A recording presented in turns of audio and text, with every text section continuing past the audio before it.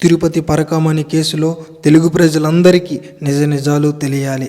అలాగే ఒక దొంగతో దానం చేయించి అతగాడిని దాతగా చేయించిన వారి గురించి మీకు తెలియాలి.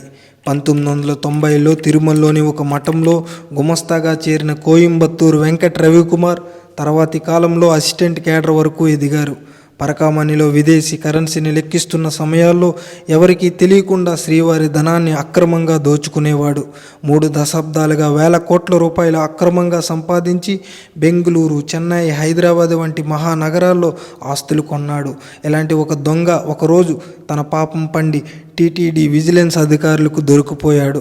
ఆ సమయంలో టీటీడీ ఏవీఎస్వీగా సతీష్ కుమార్ పనిచేస్తున్నారు.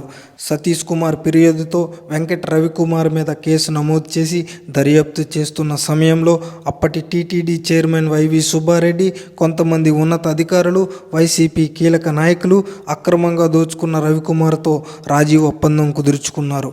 వేల కోట్లు దోచుకున్న కోయంబత్తూరు రవికుమార్తో కేవలం 14 కోట్లు టీటీడీ దేవస్థానానికి గిఫ్ట్ డీడీగా ఇచ్చేలా తీర్మానం చేశారు. ఎవరైతే కంప్లైంట్ ఇచ్చారో టీటీడీ ఏవీఎస్వీ సతీష్ కుమార్తో లోక్ అదాలత్లో రాజీ కుదుర్చుకున్నారు. కూటమి ప్రభుత్వం అధికారంలోకి వచ్చిన తరువాత హైకోర్టు ఆదేశాలతో సిట్ ఏర్పాటు చేసి విచారణ చేస్తే అసలు విషయాలు బయటపడ్డాయి. ఈ కేసులో కీలక నిందితుడైన రవికుమార్ అదృశ్యమైపోయాడు. కీలక సాక్షిగా ఉన్న సతీష్ కుమార్ను చంపేశారు లేదా చనిపోయాడు. రాష్ట్ర ప్రజల తరపున వైసీపీ నాయకులను అడుగుతున్న, అప్పటి టీటీడీ చైర్మన్లను అడుగుతున్న, శ్రీవారి ధనాన్ని దోచుకున్న వ్యక్తితో రాజీ కుదుర్చుకోవడం ఎంతవరకు కరెక్టు?